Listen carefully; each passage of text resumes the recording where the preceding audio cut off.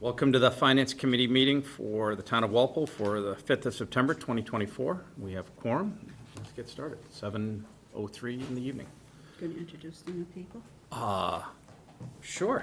I was going to do Before we get it. Sure. Well, we've got to do the votes on the positions, but we'll go from there. We have several new members. Actually, why don't we actually all introduce ourselves, and if name, how long you've been on, if you can remember, in what precinct you live in. How's that? If there's anything else you want to add, feel free. Hi, I'm Scott Wassel. This is my second year on FinCom. I was on capital budget for 3 years before that, and I live in precinct 6. Excellent. I'm Kathleen Grulich, and I've been on maybe 6 years. I'm in precinct 8. Bill O'Connell, I'm just getting on now, and I live in precinct 4. Ron Ardeen, I was on the Finance Committee for 10 years and realized I was crazy, got off. And then I came back probably 5 years later. I was on it about 4 years ago, did 1 year, and I'm back again. Every time you think you're out, they bring you right back in. I'm Doug Shea. This is the beginning of, I guess, my 7th year since 2018, so the same time as Kathleen. And I am precinct 7. I am Dennis Crowley. I'm in precinct 5. What did we say, how many years ago? Probably about 13. 13 years. I did take a couple of years off and then came back, so. Josette Burke, 14 or 15. I was on capital budget for almost 10 while I was on FinCom, and I'm precinct 4. Susan Lawson, I think it's 14 and a half. I took 6 months off. We came on together a long, long time ago. I'm in precinct 2. I'm Jean Kenny. I've been on, this is my 4th year, and I'm in precinct 7. Hi, I'm Kelly Doucette. I'm brand new as well, and I'm in precinct 6. Steve Hendricks, I think this is the start of my 5th year, and I am precinct 4. We all try to blur out after a few years. It really does, especially when you start in COVID, so. Yes. So the first action we have is to elect a chair, vice chair, and secretary for the upcoming year. So do we have any nominations for the chair? I will nominate Dennis Crowley. Second? Thank you. Do we have any other nominations for the chair? Seeing none, we have a nomination and a second. All in favor, say aye. Aye. Aye. Opposed? I'll abstain. So with that done, do we have any nominations for vice chair? I'd like to nominate Doug Shea. Yeah, for vice chair. that was second? Yeah. Do we have any other nominations? Do you want to do it? Oh, yeah. Okay. We're not asking that question. Any other nominations? Seeing none, all in favor? Aye. Opposed? Abstain? There you go. And nominations for secretary / clerk? Josette Burke? Josette, Second. second. Any other Wanna do it? nominations? Yeah. Again, there are no choices. If there are no others, do we have a motion? Yeah. All in favor, say aye. Aye. Opposed? Abstain. Abstain, perfect. Well, that is done. So let us get into the articles for tonight. We're going to start with Article 2. Oh, Mr. Chair, before we start, because there are so many new people, I think it would be helpful to just give a framework for what we do in the fall, what we do in the spring, just so people understand, that such as it is, the structure that we have. Do you want me to do that, or are you good to do that? Well, just- or maybe Jim can do it, but Sure. What I was thinking, I'd quickly run through the warrant with you guys, talk a little bit about what's going on just in general, and then we can get into the items that are on the agenda, if that's okay with you guys. That'd be wonderful. I'd say just the fall town meeting generally are capital budget items, and obviously any other warrants that are put forward by various groups or citizens. the spring town meeting is where we do the full budget. The fiscal year for the town starts July 1st, so we are in fiscal year '25, even though we were in the fall of '24. Screwed me up for several years on finance committee, so. It's still sometimes, so I'm like, wait a minute, what year are we talking about as we go through and planning for budgets? So in the spring, we will be preparing for, in the spring of '25, we'll be preparing for the 26 budget that starts in July of '25.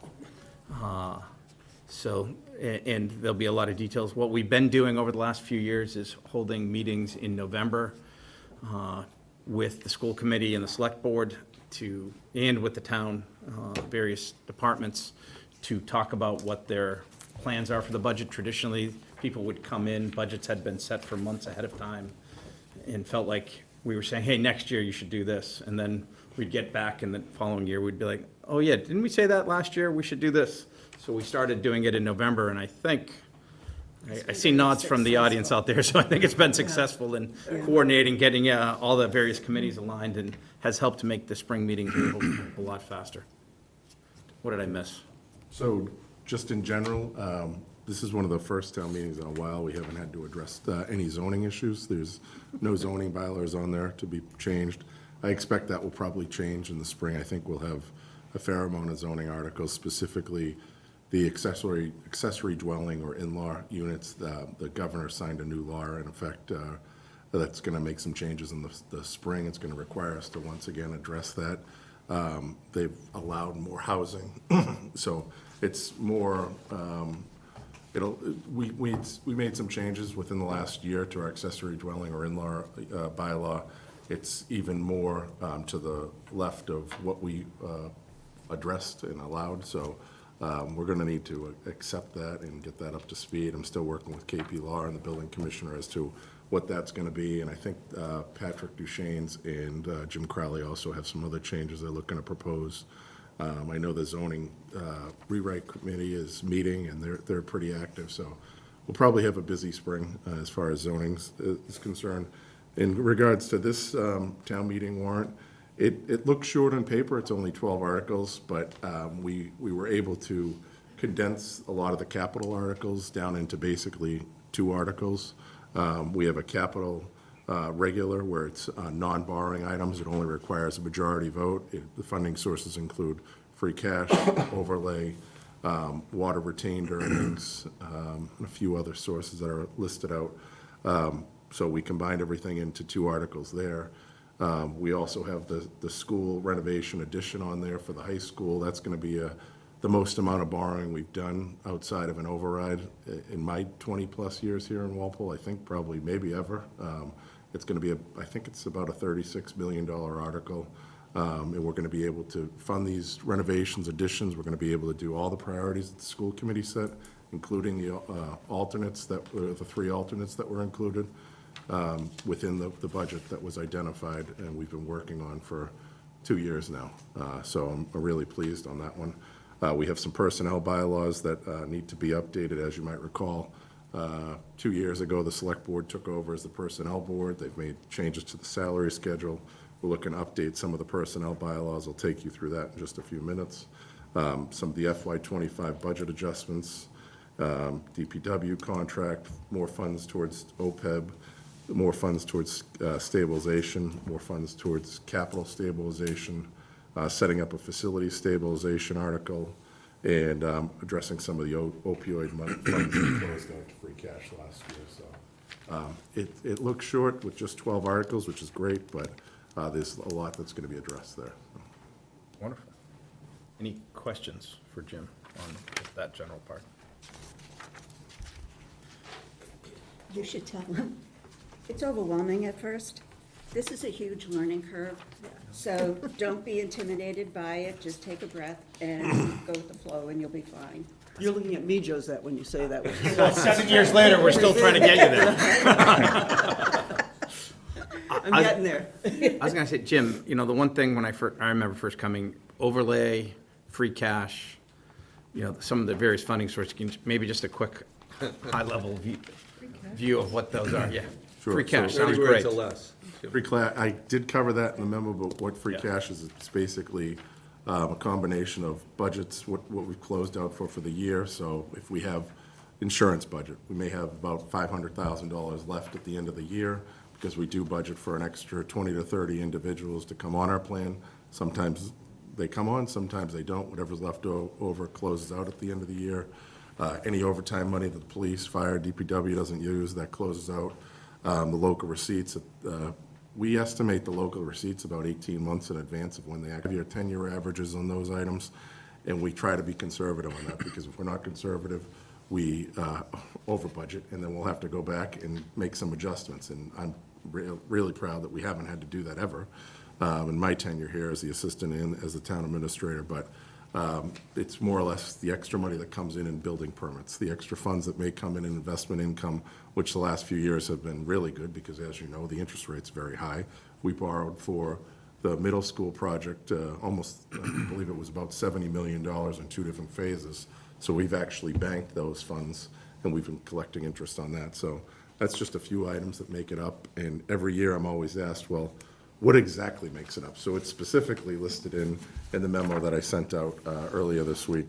So if you'd like the specifics, but one of the biggest funds was the reserve fund.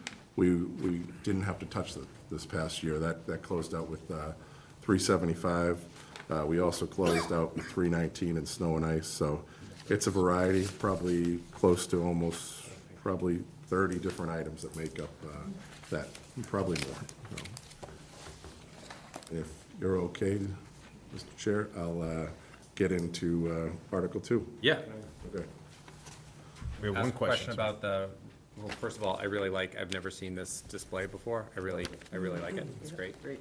But I was just curious about the license and permits. Looks like we got a lot of money there. And I was just, I don't know why this made me think of it, but are people still applying for the parking licenses for South Walpole? Oh, yeah, Or is that? yes, yeah. That's, we have more this year than it seems to build up a couple each year. So, yeah, people are definitely going through with that. So much so we have to go out and do enforcement. I know Commissioner Crowley was out during the Kenny Chesney concert, making sure that people are at where they're supposed to be in terms of cars that are parked there. Some people do go over the limits. We give them at least 2 warnings, and we're at the point where we've warned everyone more than 2 times, and if you're over it at this point, we're going to start fining. Thank you. Okay. Article 2? So Article 2 is the adjustment to the personnel bylaws. Some highlights of the Select Board considered this back in May.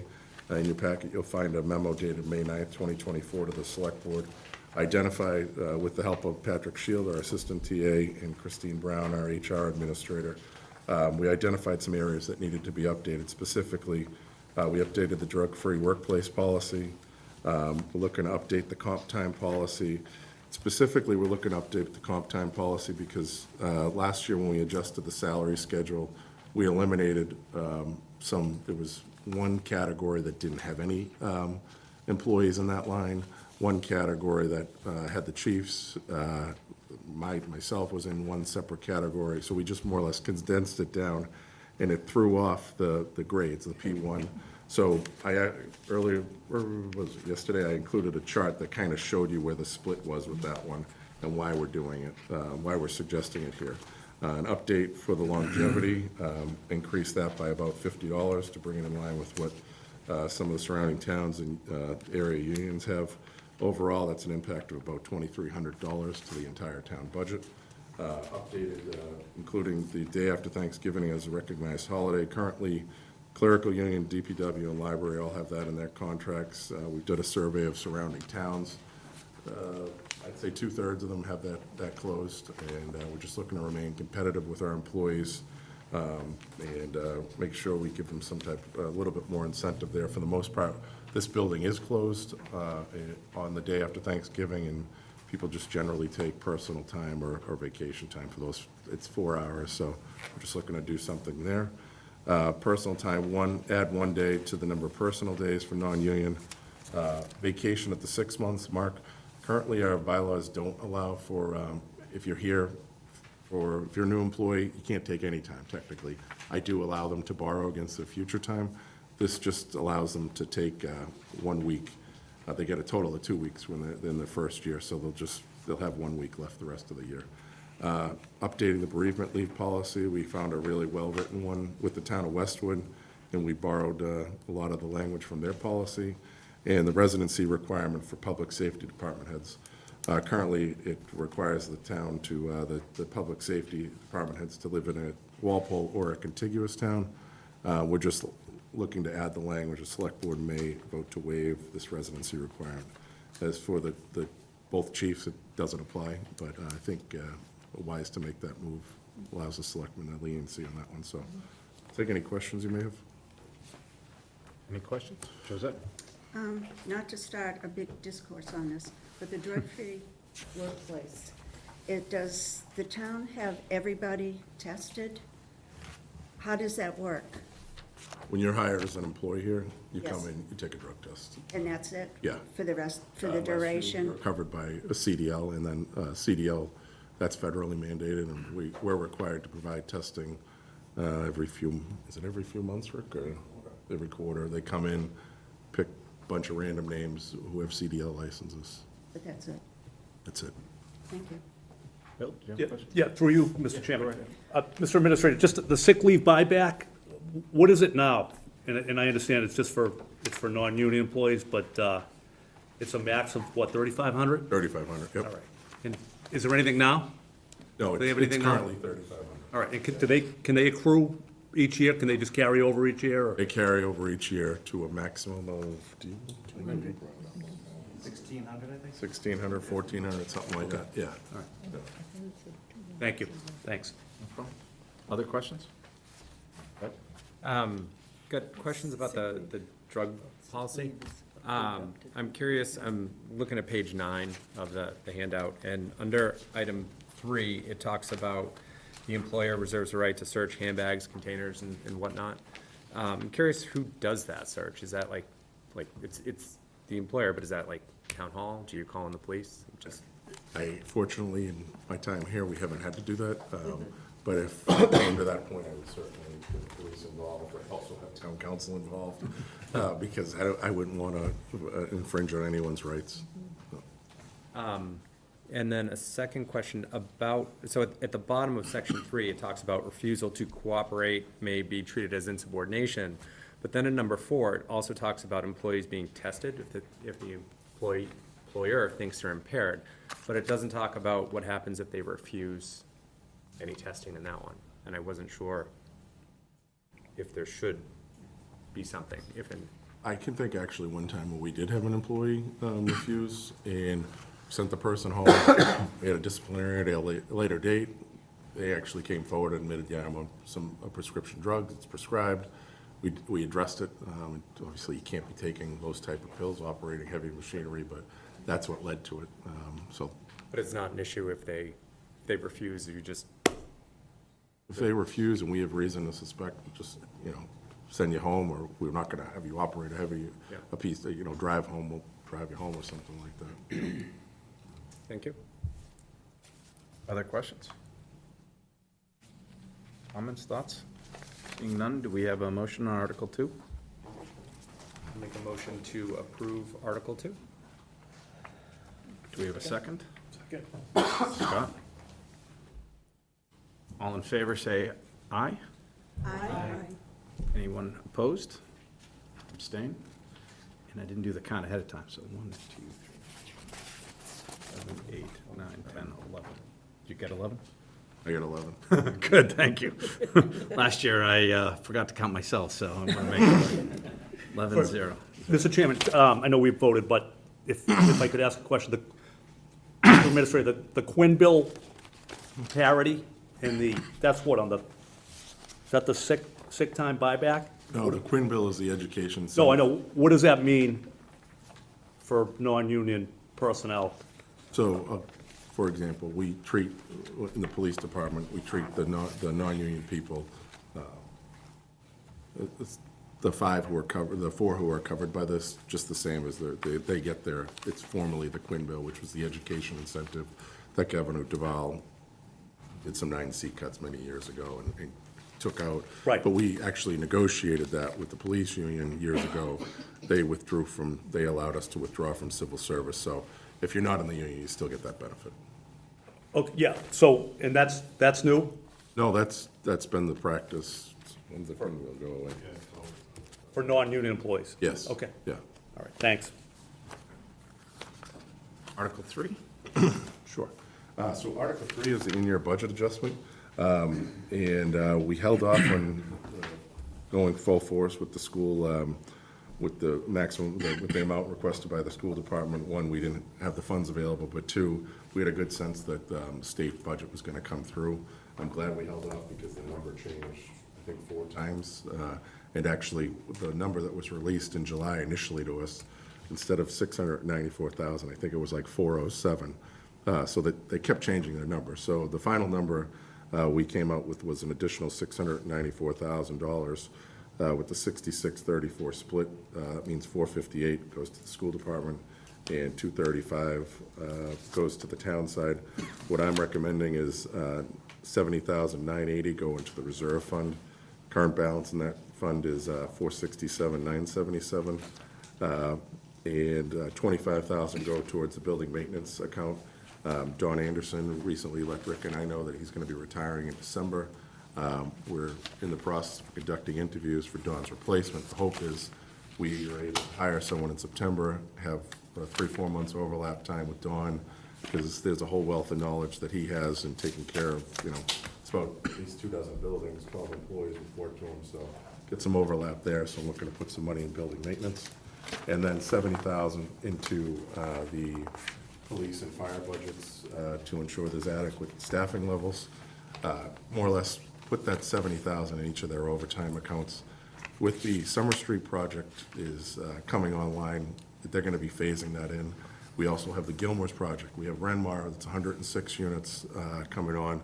We have a lot of projects going on. I think I talked about this with the Finance Committee last spring. We need to look to the future on this one and make sure that, as we did with the Liberty Village and the West Street projects, we continue to add to our police and fire departments. This will allow us to put some seed money in there going into the next budget. So, and then the 458 for the school department. Questions? Go ahead, Bill. Yeah, thanks, Mr. Chairman. And just, I'm just looking at the turn back, which, is that money going back from each department into the budget? What do you mean? I'm looking at, What page on? we're on page 4. Okay. So I'm just trying to understand, I see turn back, That's, and I just wasn't sure what that was. Is that money going back in? That's for the previous fiscal year. Okay, So the money that you're looking at on page 4, which is the sources of free cash, the reserve fund, legal, fire salaries. The fire salaries, I can tell you that $255,000 was turned back in on that one. But that's, actually, we had, was it 4 people? One guy left unexpectedly, he was in his early 40s. One retired, couple went on ILD, and we just didn't fill those positions, so. Yeah. So these items listed out on page 4 are for fiscal year '24. At this point, we try to remain as stocked up in personnel as possible on the fire side. Police are currently down 1 employee, but that job's posted, but we try to stay up on that one as much as possible. We can't stop people from retiring or going elsewhere, but that's what we try to do. okay. Jim, is that one of the largest turnbacks we've had in a while? In total? I hate to throw the police under the bus, but I think police had a couple 100,000, maybe 2 the prior year or something. Yeah. But in total, not by. Oh, you're talking in total? That's- Yes, Yeah, that is a good number. And like I said, reserve fund contributed to that, and, health insurance at 652, the term back there contributed to it, and snow and ice, so, yeah. Jim, just on, follow up on a comment, is the fire department fully staffed, or do they have open positions? They currently have open positions. We're actually filling 4 at the next select board meeting, right? 4, yeah.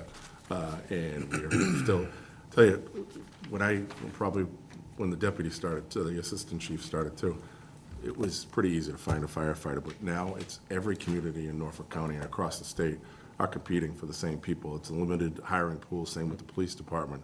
It's harder and harder to find firefighters and police officers just because there's a demand there. So we're getting 4 of them filled, but we currently, even after that, we're still trying to fill 1 of them, so. So on that, is it still taking about 6 months to onboard a firefighter? Pretty close, yeah. There's a few sets of interviews, there's a PAT they have to take, that's set up through the state, and they have the physical evaluation, then they have a psychological evaluation. And it's, as you know, trying to get appointments now, it's just difficult, so it's a prolonged process. Kathleen? Just to add on to that through you, I remember the academies were a problem at one point. Are we able to get people into the police academy? We're able to get them into it a little bit easier, but there's still a bit of a wait period, and the academy takes how many weeks? It's about a 3-month wait still, once they're on board here, and then it's a 10-week academy once they're in. Thanks. Any other questions on Article 3 as a whole? Go ahead. I just had one other thing, because I made myself look dumb earlier by saying I hadn't learned anything, but one thing I have learned is the snow and ice budget. You might say, if you're new, why are we turning back $380,000 when global warming, is that what it was? 319, yeah. 319, when global warming would tell you we probably won't have as much need. But we're required, you can confirm this. That's general law that says you can't go backwards. So I think the last, I don't know how many years, 3, 4, 5 years, we added $100 to the budget each year. The overall budget is 819.1, I think. Yeah. So. I can assure you, it's going to snow like crazy this winter, so.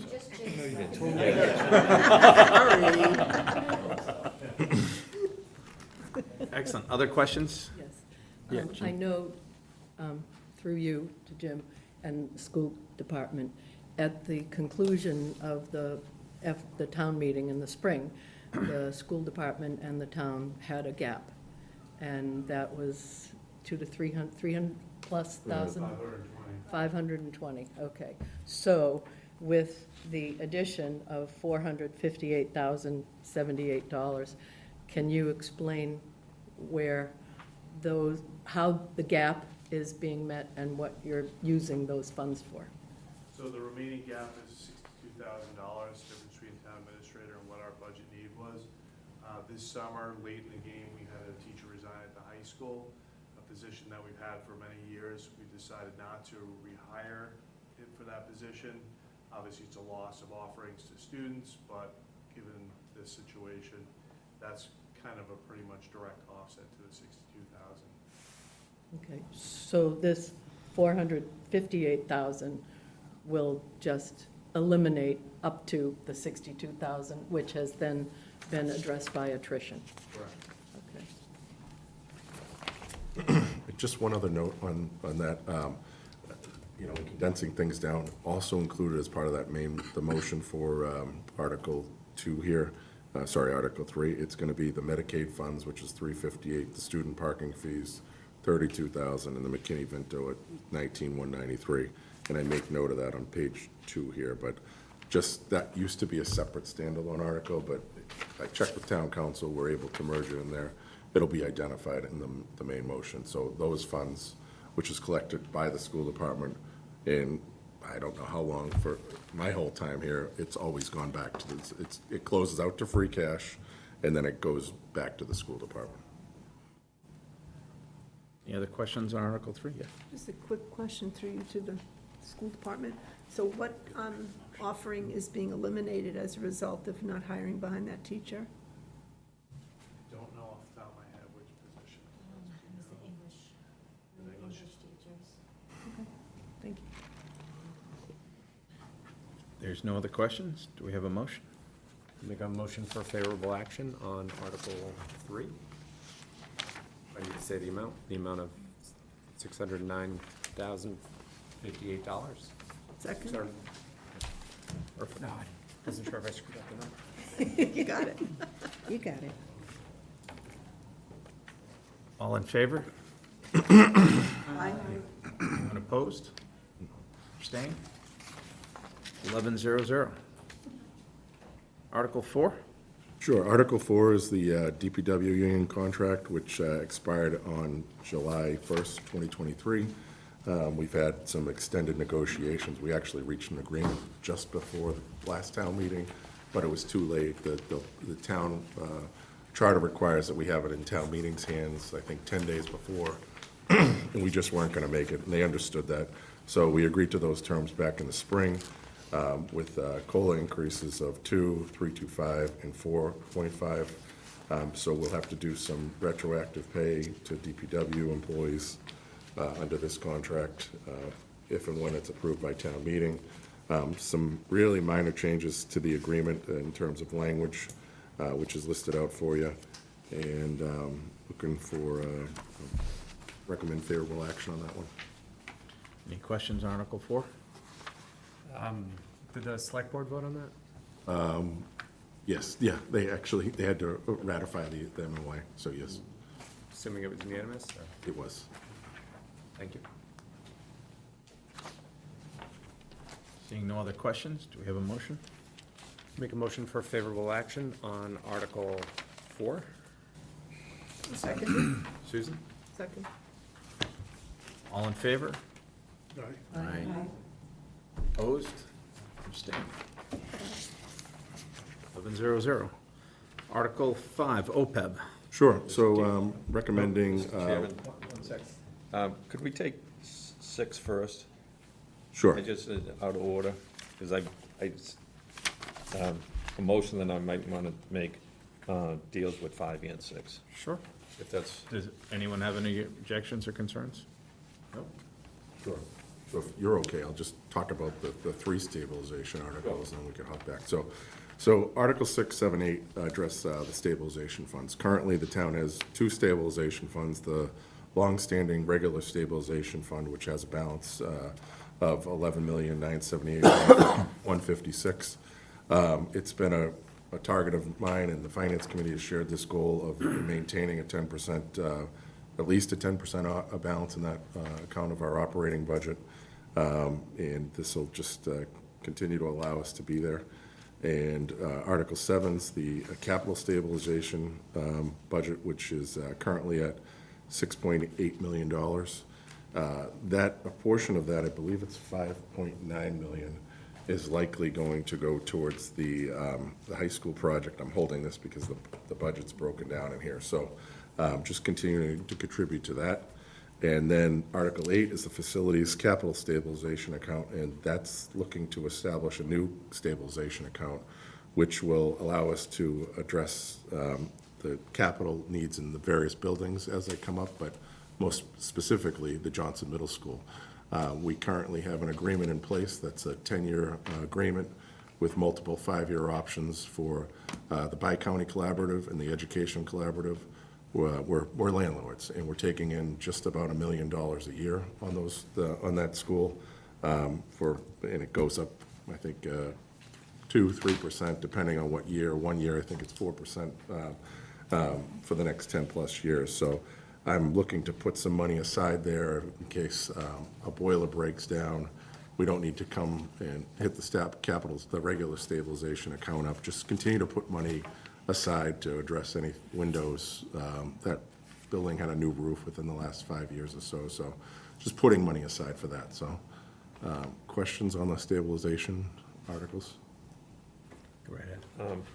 Jim, given that, in Wolfville, our finances are in good shape, but you read in the Globe the other day, and I think it's 40% of the towns have financial problems because they've either spent a lot of the federal money and they didn't, it was a one-time money, but they've rolled it forward, and there's significant amount of layoffs in those towns. The other day, they mentioned Braintree. I know firsthand Franklin's having issues. Other towns are having those type of issues. My question is, why wouldn't we put a little more money into the stabilization fund? The OPEB is near and dear to my heart. I think I was chair when we first started the OPEB because we weren't putting any money aside. But if we put a little less in the OPEB going forward, the other is just, the state climate is getting worse, and if we could just move it into a stabilization fund rather than OPEB. OPEB, we increased, and bring maybe $1 million into the OPEB and take that other 120 over to another $120,000 in stabilization. I personally love the idea, Ron. I'm recommending this amount because some of the feedback I've gotten over the last few years, from not all of the finance committee, but from some finance committee members, is we need to continue to put money into OPEB. I'd be completely comfortable if you wanted to take the 120 and just make it an even 1 million and put it in the stabilization fund. Committee changes over, I'm getting a sense of what you're looking for, so. Well, I'll argue, I've always been one of the people for OPEB, but I don't like the state of the economy and the direction it's heading, so I think it's a very good idea in this year compared to other years. Other years, I'd probably be against it, but Yeah. I'm in support of it. I mean, like I say, OPEB, I think it was either chair or on the committee back then, and we started it because we didn't have anything, and we didn't want our own kids or grandkids paying for something that we incurred. But at the uncertainty in the economy, the uncertainty with the state, I just think it's wiser to do it this way. So I see Scott. Okay. Jim, could you just remind us all what OPEB is, stabilization, capital stabilization, and what the different, I don't remember from last year, there's different rules that apply to each one as far as, so could you just kind of give us a quick refresher on? Yeah, sure. So OPEB is our other post-employment benefits, which is basically, years ago, within the last, I think we established it in 2000 and, I want to say 10-ish, 12-ish. I have it Sounds here about somewhere. right. Yeah. And before that, towns didn't have to account for this. Some government accounting standards board said, we need you to start to account for this. I think it was Wellesley or something went ahead and passed an override to fund their OPEB liability.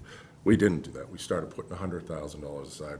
We grew it to about, this is probably the most we would have put in at one given shot. But I think last year we put about $1 million, just over $1 million in there. And so by the time, our current liability is $64 million. We're currently in the middle of an audit, an actuarial audit. We're required to do that every 2 years. And I'm going to tell you, I know for a fact that's going to go up because it goes up every time we So come we up. have a $64 million liability, and we've got 12.7 in the fund. Yeah, and overall, the thought process, and years ago, when the Finance Committee, Select Board, and School Committee have met, I think 2 or 3 times to discuss this, and we established this policy that basically, and I have it somewhere, and I don't know it off the top of my head, but first $2 million, you contribute $75,000. Anything over $2 million of the free cash certified money, is it 8.5%? 7.5 or 8. Let's call it 8.5% of anything over 2 million, we agreed to put aside there. So we've been more or less sticking to that policy. When we have the audit conducted, they love to see that in place, that we actually have a policy that we're doing, we're just not ignoring it. We also budget some money in there. This past year, we budgeted initially $550. We knocked that down to $275, and as part of the fiscal appropriation. So that's the OPEB. The thought process on this is in 2029 or 2030? Yeah, call it 2030.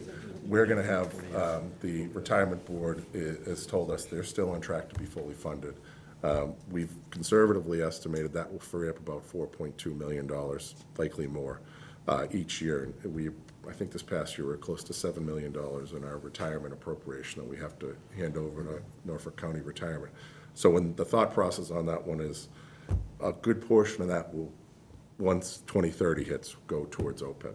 Again, you folks can change that, the school committee, select board can change that if they want, but that's the thought process going forward. And as far as the stabilization, the thought process on, when we established the capital stabilization account 2 years ago, it's more or less, we need to start setting aside money not only for the high school, but we know we have 4 other elementary schools that need to be addressed, and a fire substation. The East Walpole's not getting any bigger anytime soon. So we're just trying to put aside money to offset these additional costs. Does that answer your question, Scott? Yes, in stabilization, what are the rules about taking money out of that? Like, I know there was, I remember. Simple majority in, 2/3 out for any stabilization. So like, for example, that Article 12, it's gonna require a 2/3 vote anyways, because it's a borrowing article, it's borrowing free cash. Old capital projects, the whole article will be a 2/3, but to get it out is 2/3. Okay, thanks. And I'll just add, we spent a lot of years getting that stabilization fund up to 10% of our budget, and I think that helped pay off with our AAA rating. Yeah. So, sorry, I'll just add that in. I'm gonna go to Kathleen, then I'll come to you, Bill. So two questions. One, how is this 1.1 calculated? Was that using our formula of whatever's left? It's using our formula, and I just said to Jody, I added a little bit more into it because feedback, I think last year we did 1,083,000. Does that sound about right? We did just under 1.1 million. Yeah. This is just over, but it stays in line with, if you took out the 120, I'm pretty comfortable we'd still be in line with where we needed to be. And then the other thing is more of a comment than a question. Well, you can get stabilization money out with 2/3. OPEB, once it's gone, it's gone. The only thing you can use the OPEB on is for health insurance, retirement health insurance for the retirees, So we have more flexibility if we, much more. Yeah, through you, Mr. Chairman, that was my question, is OPEB just for the retirees, health insurance for all town employees? It's not, For they want to take into effect, what am I going to cost, what is Patrick? Everyone's sitting, it's, what is our future health insurance cost to the town? Eventually, they want you to have that all tucked away, so it's sitting there. Right now, it's more or less a pay-as-you-go type of. and what about the pension? Do we own, is there any liability on the pension? Pension's completely separate, so Okay. no. That's just, we get a bill each year. It's just, like I said, about $7 million from Norfolk County, and they expect to be fully funded in 2030. Yeah. Hey, just one more, through you, Mr. Chairman. So, just so I understand how it's gonna become funded in 2030, is that just through the town's current contributions? Because we're trying to, It's we're not trying gonna to be chip funded away in- at it here, but, It's not gonna be funded in 2030. In 2030, our funding to the Norfolk County retirement, they expect to be fully funded, so we pay a large chunk in our budget to Norfolk County. That will come off the budget in theory, and we'll be able to take that money and reallocate it, the budget dollars, hopefully into OPEB to start largely increasing the pay down on that. okay. So we're funding two OPEBs. I don't know if that's the right terminology, but we're funding Norfolk County and the towns right now. Norfolk County, we don't have a say in what we Right. have to pay, and that should be funded by 2030. And then that money that we budget every year will be a free line item and hopefully get reallocated to paying down our town's private liability. Did I get that right? Paying down the town's OPEB liability. Oh, yes. OPEB liability, yeah, thank you. But there will still be a pension liability, I'm sorry, Norfolk County payment that needs to go out, but it will be a pay-as-you-go sort of thing rather than a catch-up Yeah. necessarily. I'm just trying to understand, so you see 62 million now, and if we're spending $1 million, is that 62 million eventually due at some point? Not at this point, they haven't, hit a sort of deadline of final funding, but, it's best to put in as much as you can, obviously. But I think a lot of cities and towns are doing exactly what Dennis just described, which is, once Norfolk County is funded, fully funded, I should say, that money gets redirected and will go to OPEB. That's the plan that we have right now. I get that. Thanks. You're welcome. Just one final thing on my part. So, I believe we're ahead of most towns in funding OPEB, dollar-wise or percentage-wise, isn't that correct? except for Wellesley. Well, Wellesley excluded, I mean, A little bit ahead of Yeah, most towns. We're funding it. There are towns that are still not funding it, or they're funding it very minimally, but we're probably ahead of the curve. right. Not in terms of the amount we have in there, but our strategy and our Right. policy. Thank you, Mr. Chair. Other questions? So I'm just I'm figuring out our policy here, so just rough numbers. Our free cash was certified at $14.1 million. So you take off the first $2 million, the policy was, first $2 million, put $75,000 aside. The rest of it, that comes down to $12.1 million, call it, times 0.85. I get $1,033,000. So if I took the 75,000 and the 1,033, I get a total of 1.108437. So I'm just, Ron, and I'm thinking out loud because I wasn't expecting this.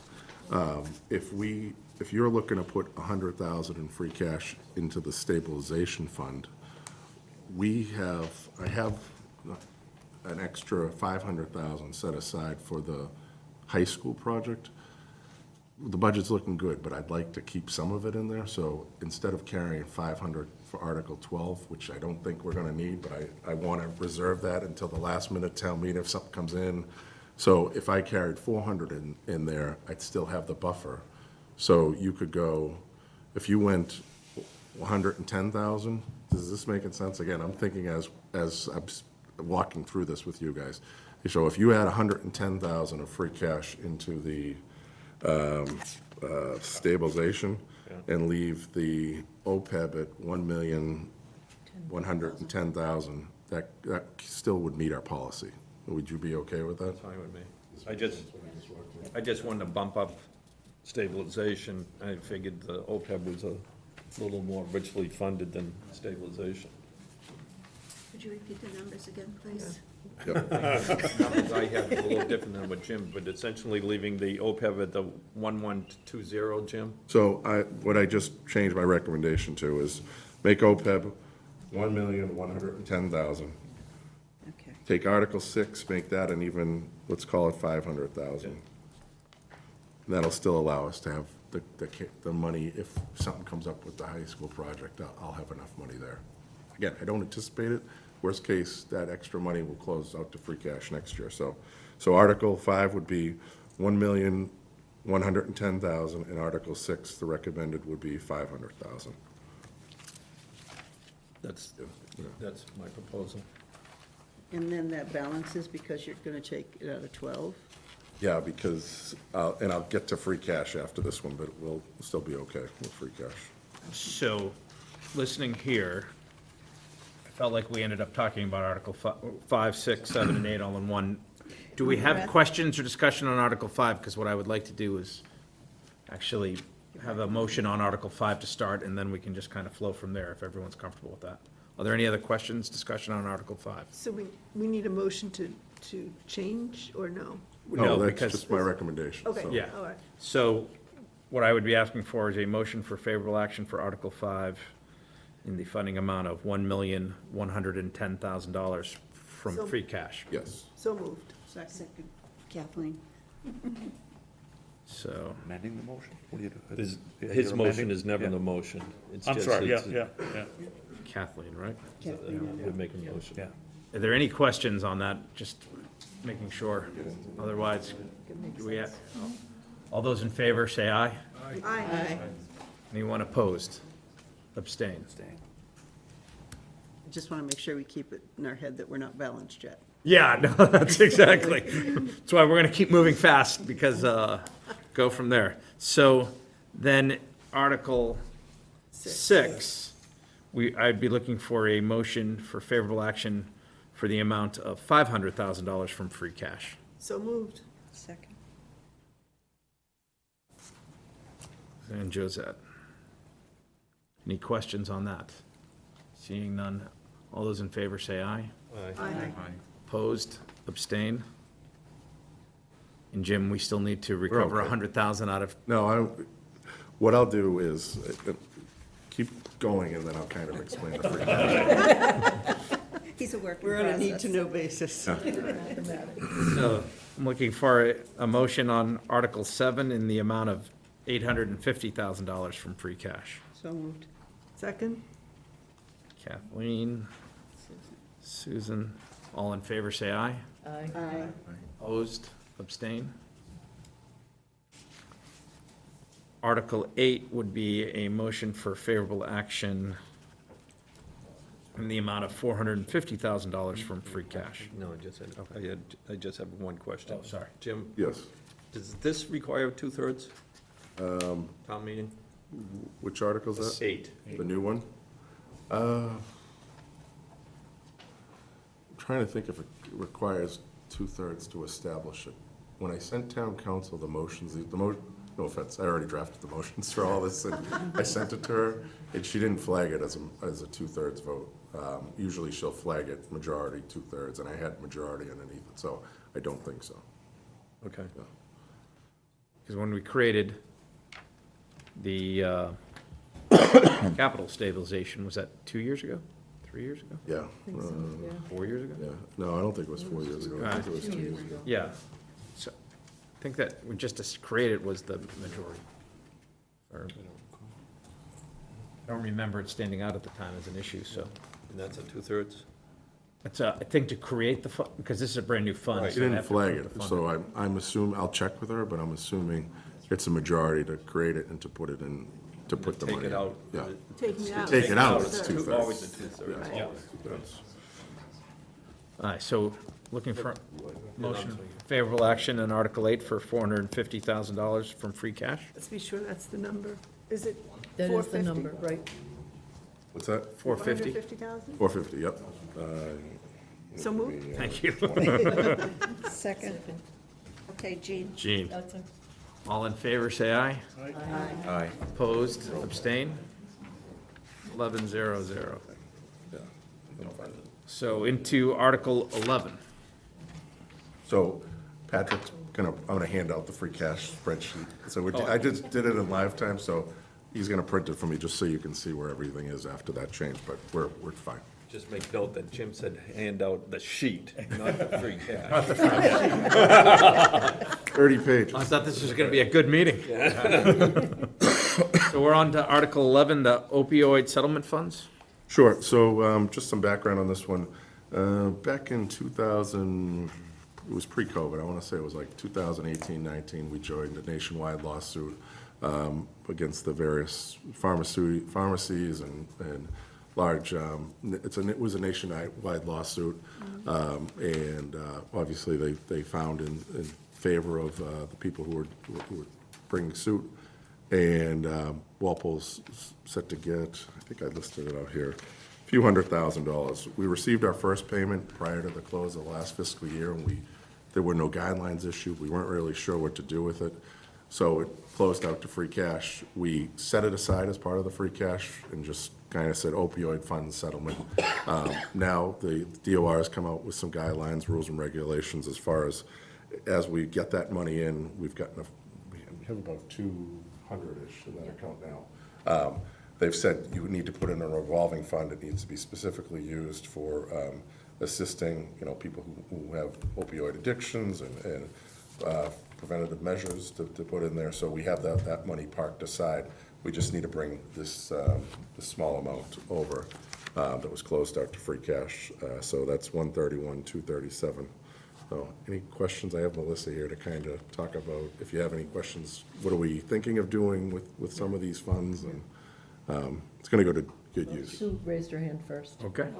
So through you, I'm just, maybe you don't know the answer to this, but how will these funds be dispersed? What will be the mechanism?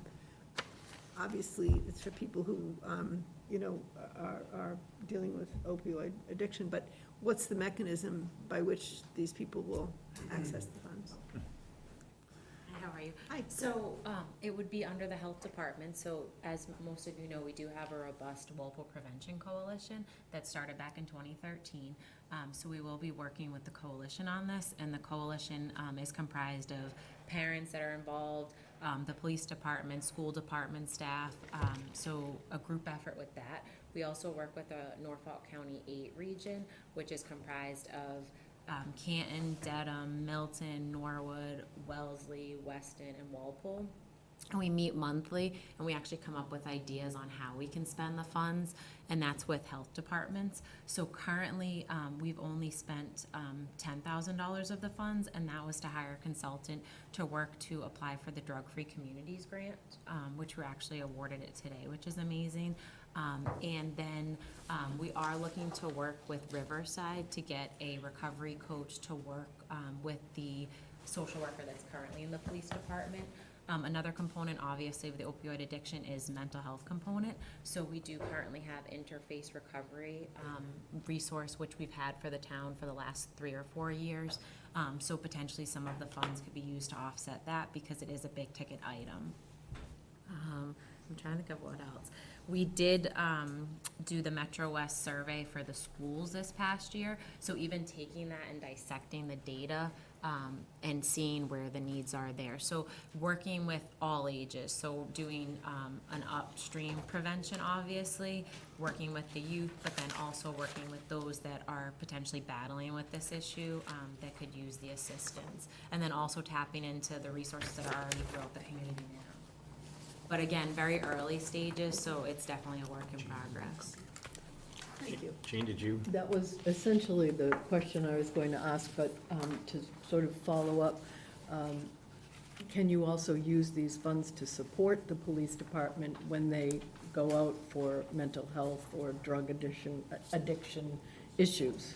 Yes, so the police, and you can speak on it, Chief, more, but they were able to get a grant to get Dylan, who's the social Right, worker in the right. police department, and he's worked wonders, and obviously it's a heavy lift what he does, so potentially if we could hire a recovery coach through Riverside, which is who Dylan works through, they could assist with him, so maybe less clinical work like Dylan does, but more support and counseling and more like on the same level and providing that assistance. Right, socially within the community. Exactly, and a lot of the projects that we're working on with NC8 would be split amongst the 7 communities, so then that way, we see if it's a program that is worthwhile, so something like that, we would split with whatever of the 7 communities are interested in doing it, so then obviously the ticket is a little bit, more palatable, and then if it's something that works out well, we could invest more funding into it. Sounds good, thank you. Is there a cap of how much money is going to be used per individual? If somebody's got a very hypothetically, if somebody has a very serious issue, and the treatment's gonna take more than a couple of months, say potentially a couple of years, I have no idea, knock on wood, I've been very fortunate not to have to deal with it. But for those poor people that are in that darkness, is there a cap on how much money can be used towards them reclaiming health, or is it? So right now, we One-time haven't amount. really discussed like individual treatment. It's more if we were to hire a recovery coach, they would be paid a salary and they would work, with individuals of the 7 communities. And then ultimately, like a interface referral resource, they charge $200 per referral. But once they get the person up and running and once they get the person to the provider that's necessary, then their job is done in that aspect. So as for like individual prevention work and individual clinical work, we haven't discussed using funding for that at all. Okay, thank you. So this will be in a revolving fund? Yes. And so will that just be in the pool of all the revolving funds that we vote on in the spring? We don't have to vote on the revolving funds anymore. I know what you're thinking of. Unless we adjust the highest balance. What's the best way to explain it? Like if there's a vehicle account, the max is 200,000. If I want it, this is the vehicles we sell. If I need to increase that, I have to come back to increase it to 2. So we don't have to do it like we used to do every year, Ron. Yeah. Yeah. That's fine, thanks, Scott. How long do we expect to get payments from the opioid settlement fund? Is it like for the next 5 years, 20 years? I think, I know we've received the most amount. We have currently, we've collected 351,000. I think there's part of the settlement, one of the drug companies or whatever, they have to pay it out over 10 years, but this was the good chunk of change right here. And because Melissa probably won't toot her own horn, she came to me late this afternoon and told me she just got a grant from her for $125,000 per year for the next 6 years, with possibly a 5-year add-on. She was one of 7 towns in the state to get it. But it was definitely a group effort. The police and schools, it was like we worked on it for the last year or so. So a lot of invested individuals, a great community collaboration. And it was really exciting to get the news today. So it was like 200 within the United States and then 7 within the Commonwealth. So this will be strictly youth prevention. Great. And this was $10,000 was spent to get To get, several yes. $100,000? Exactly. $625. That is a great return on investment. Yes, it is. Excellent. Yeah. Other questions then on, this one's 11, right? Article 11, sorry. Yes. And we now have 12 members. We have 12 members, correct, thank you. That's what you said.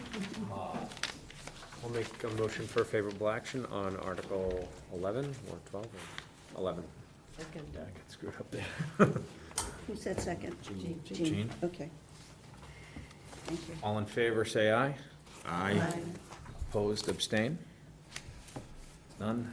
So this is 12-0-0, and welcome, Audrey. Thank you, sorry. Yeah. We all went around earlier and just introduced ourselves quickly, just for some of the new members. Do you mind?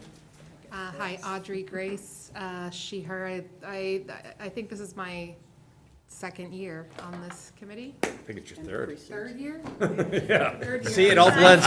See, we told you. It's been so None of us fun. could remember either, all of our years, so.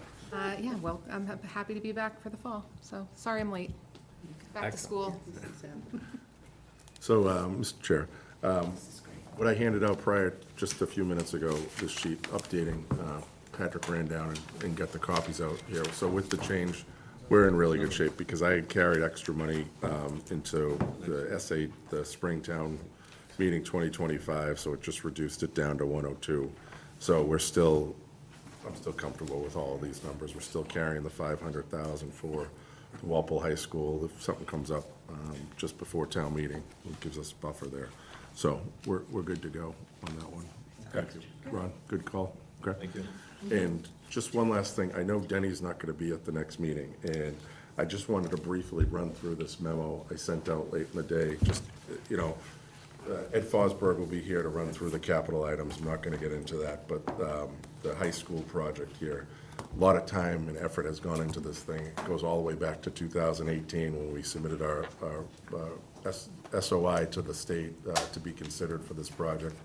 So, just I wanted to bring you up to speed as to where we are with this one. The bids came in favorably last week, which I'm really pleased with. As I mentioned, we're able to do all the priorities identified by the school committee and the alternates identified by the school committee and the permanent building committee. So just an overview of where we're at with this project. I know the school committee have talked about doing some public outreach just before, later on in September. And this thing's ready to go for town meeting, and I'm comfortable with it. The select board's comfortable with it. I know the school committee is. I think everybody's really pleased with it. So, Bridget, anything to add? Any comments now? Great project. Except for your support. We're planning on having information session at our school committee meeting. It's on packet for everyone, but we moved our meeting to be with you guys on Thursday. Next week. Wonderful. That's your question. And if approved, this would start when? If approved, this is set to go in November, and the reason being is they need to start working on that ball field right in front of the snack shack to make that into a parking lot. I've included some of the renderings here, because once they get going full steam ahead on the actual improvements to the building and everything, they'll need some places, I'm looking at this sheet here, they'll need some places to park, to have the kids and the students and the teachers free up some spaces for the improvements here. So it's going to be a really good project. I'm excited for it. I know Vertex, our project manager in TAP A, is really excited. Perimeter Building worked their butts off over the summer and the spring, made sure that everything the school committee was looking to do got done. And, we had to do some value engineering and on some minor aspects that you'll probably never see, but we're here, we're able to get it done within budget without an override, within the levy limit. So all this hard work and put money aside over the last 3 or 4 years has paid off. I just wanted to say a couple of things. One, about our AAA bond rating, which I don't think we should, we can continue to pat ourselves on the back, and I give you a lot of credit for that, Jim. I mean, it's an awesome accomplishment. The other thing is, it occurs to me that, you know, setting up this facilities capital stabilization fund, I mean, the idea that the town now does two things that I think are just very impressive and very helpful. One is, there's we take action proactively now. We don't sit and wait for a crisis and say, oh my God, what are we gonna do? There's a planning, constant planning, and I think it's paying off because we are sort of ahead of the curve rather than, you know, being knocked down by one tsunami after another. And the other thing is that I'd like to comment on favorably is the cooperation and the meetings with the board of, the select board and the school committee and finance committee. I think those meetings have been enormously helpful and productive. And it just reinforces the positive,